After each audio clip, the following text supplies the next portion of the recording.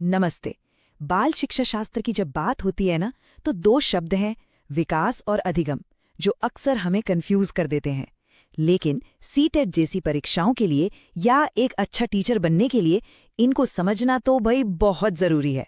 तो चलिए आज इसी उलझन को सुलझाते हैं। तो सवाल यही है, आखिर ये विकास और अधिगम, इनमें असली बुनियादी फर्क है क्या? और एक टीचर के लिए ये जानना इतना जरूरी क्यों हो जाता है? चलिए इसी सवाल की तह तक चलते हैं। तो आज हम क्या क्या देखने वाले हैं? सबसे पहले हम समझेंगे कि विकास क्या है, फिर अधिगम को जानेंगे। इसके बाद दोनों के बीच के जो मुख्य अंतर हैं उन पर बात करेंगे।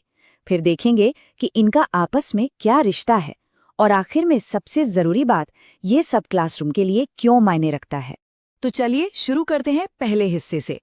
देखिए, विकास को ना एक तरह से इंसान के बढ़ने का पूरा ब्लूप्रिंट समझ सकते हैं, एक खाका। ये वो फाउंडेशन है, वो नींव है जिस पर सीखने और अनुभव की पूरी इमारत खड़ी होती है। अच्छा, इस परिभाषा को थोड़ा और खोलते हैं। देखिए, विकास ये कोई रैंडम अचानक से होने वाला बदलाव नहीं है। ये एक, आप कह सकते हैं, सिस्टमैटिक प्रोसेस है। एक क्रम में होता है जो हमें धीरे धीरे मैच्योरिटी की तरफ ले जाता है। बिल्कुल वैसे जैसे एक छोटा सा बीज पहले पौधा बनता है और फिर एक बड़ा पेड़। अब ये जो विशेषताएं स्क्रीन पर हैं, ये बात को और भी साफ कर देंगी। विकास ये लाइफ लॉन्ग प्रोसेस है, पूरी जिंदगी चलता है। इसका एक प्रिडिक्टेबल पैटर्न होता है ना? जैसे बच्चे पहले बैठते हैं, फिर घुटनों के बल चलते हैं और फिर जाकर खड़े होते हैं। और ये सिर्फ फिजिकल ग्रोथ नहीं है, ये गुणात्मक है, मतलब सोच और समझ का मैच्योर होना। और हाँ, ये हमेशा जनरल से स्पेसिफिक की तरफ बढ़ता है। जैसे छोटा बच्चा पहले पूरे हाथ से कोई चीज पकड़ता है और बाद में जाकर उंगलियों का सही इस्तेमाल सीखता है। चलिए अब आते हैं हमारे दूसरे कोर कॉन्सेप्ट पर, यानी अधिगम, जिसे हम आम भाषा में सीखना कहते हैं। अब अगर विकास एक बड़ा फ्रेमवर्क है, तो सीखना उस फ्रेमवर्क के अंदर होने वाला एक ज्यादा स्पेसिफिक, ज्यादा फोकस्ड प्रोसेस है। तो सीखना है क्या असल में? ये एक एक्टिव प्रोसेस है। जब हम अपने एक्सपीरियंस से, प्रैक्टिस से या किसी के सिखाने से कुछ नया जान जाते हैं या कुछ नया कर पाते हैं, बस उसी को सीखना कहते हैं। और ये हमारे बिहेवियर में एक डायरेक्ट मेजरेबल चेंज लेकर आता है। अब सीखने की ये जो कैरेक्टरिस्टिक्स है ना, ये इसे विकास से बिल्कुल अलग करती हैं। ये किसी खास चीज पर टारगेट किया जाता है, जैसे साइकिल चलाना सीखना या मान लीजिए कोई नई लैंग्वेज सीखना। ये पूरी तरह से हमारी कोशिश और प्रैक्टिस पर डिपेंड करता है। और सबसे इंपॉर्टेंट बात, ये किसी भी उम्र में हो सकता है। ऑलराइट, तो अब करते हैं एक साइड बाय साइड कंपैरिजन।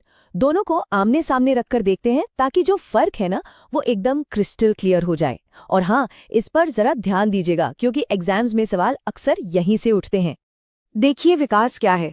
एक कॉम्प्रिहेंसिव, एक बहुत बड़ी नेचुरल प्रोसेस जो अंदर से चलती है, मैच्योरेशन से।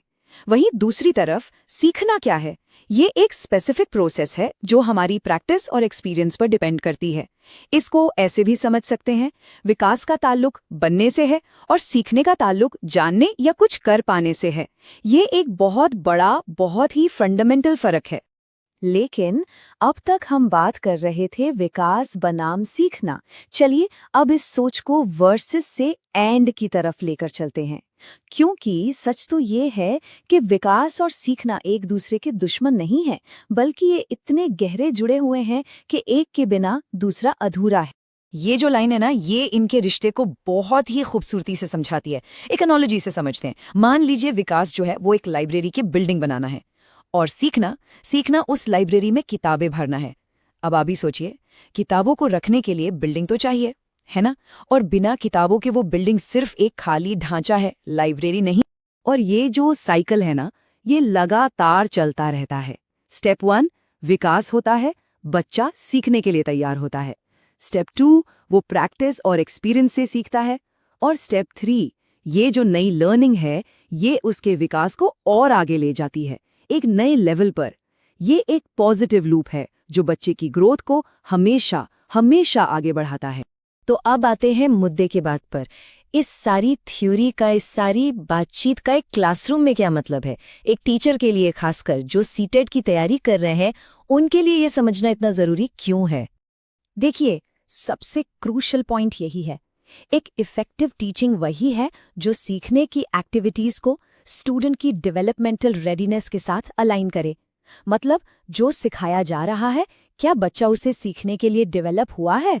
सोचकर देखिए, एक छोटे बच्चे को कितना भी प्रैक्टिस करा लीजिए, क्या वो कॉम्प्लेक्स अलजेब्रा समझ पाएगा? बिल्कुल नहीं। क्यों? क्योंकि उसका दिमाग अभी उस लेवल के लिए तैयारी नहीं हुआ है।